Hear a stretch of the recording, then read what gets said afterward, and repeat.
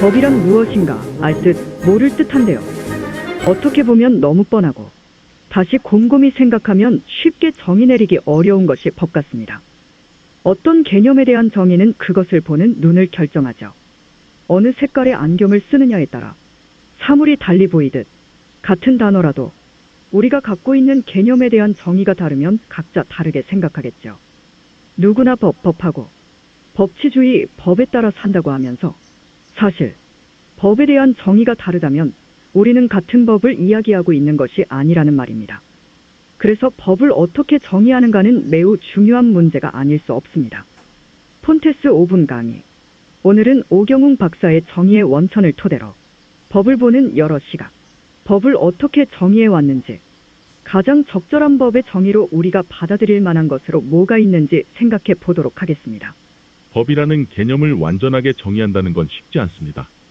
어쨌건 제대로 법을 정의하기 위해서는 법의 본질, 법의 목적, 법의 과정, 그 뿌리와 발전 양상까지 고려하지 않으면 안 되겠지요. 여러 시대, 많은 학파의 철학자들과 법학자들이 법은 무엇인가의 문제를 놓고 씨름하였습니다. 그런데 대체로 그들은 법의 한 가지 측면, 특정한 유형에만 주의를 기울이는 바람에 법의 다른 측면, 다른 유형의 법은 등한시하였습니다. 어떤 이는 법을 존재론적으로, 다른 이들은 목적론적으로, 또 다른 사람들은 기능론적으로 이해하려 합니다. 일부는 주로 연구법, 일부는 자연법, 또 누구는 실정법을 생각하기도 하지요. 플라톤의 저술로 알려져 있는 미노스에는 다음과 같은 말이 나옵니다. 법은 실제의 발견을 추구한다. 디오게네스 라에르티우스는 크리시푸스를 인용하여 이렇게 말하고 있습니다. 보통 법은 모든 사물을 살펴본다는 점에서 온 우주를 다스리는 제우스와 같은 것이다. 이런 말들은 확실히 연구법을 염두에 둔 것이라 할 수 있겠지요. 법이 앉아있는 곳은 하나님의 가슴이요. 그의 음성은 세계의 조화이며 온 세상 만물이 법에 복종하고 아무리 낮은 자라도 법의 보호를 느끼고 아무리 높은 자라도 법의 권능으로부터 벗어날 수 없다는 것처럼 명백한 사실은 없다. 이렇게 말한 리처드 후커의 말도 같은 맥락입니다. 키케로가 법은 자연의 근원을 둔 최고의 이성이다. 그것은 해야 할 일을 명하고 해서는 안 될 일을 금한다. 라고 말했을 때 그는 자연법을 생각하고 있었다고 봐야겠지요. 법은 무엇이 선이고 형평인가에 대한 기술이다. 라고 말한 켈수스에게는 법의 과정과 목적이 주된 관심이었습니다.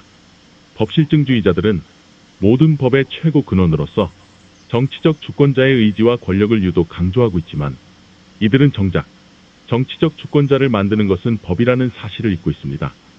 실용주의자들은 법의 생명력은 강제력에 있다는 점을 강조합니다. 예컨대 카도조 미연방 대법원 판사는 자신의 책에서 그 권위가 침해당했을 경우 법원에 의해 강제된다는 점이 합리적 예측 가능성 하에 정당화될 수 있도록 어떤 행위에 대한 원칙 내지 규칙이 정해져 있다면 우리가 말하는 법의 원리 내지 법규범이 되는 것이다. 라고 하였습니다.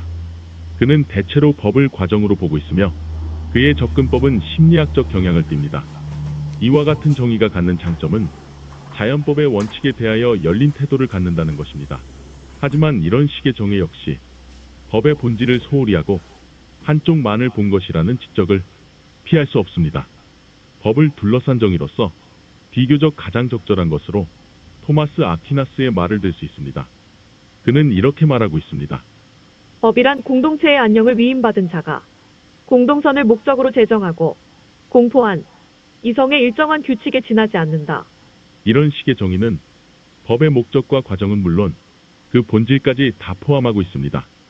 법의 본질은 이성과 부합하며 법의 목적은 공동선이고 그 과정이란 그 본질의 점진적 구현에 있고 그 목적의 점차적 실천은 입법, 공포, 재판, 집행이라는 수단에 의하는 것입니다.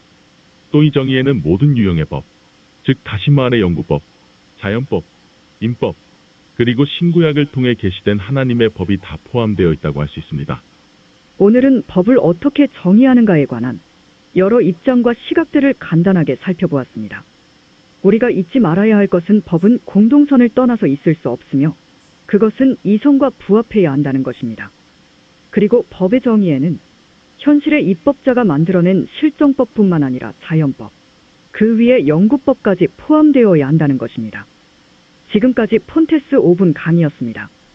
감사합니다. 다음 시간에 뵙겠습니다. 좋아요, 구독 부탁드립니다.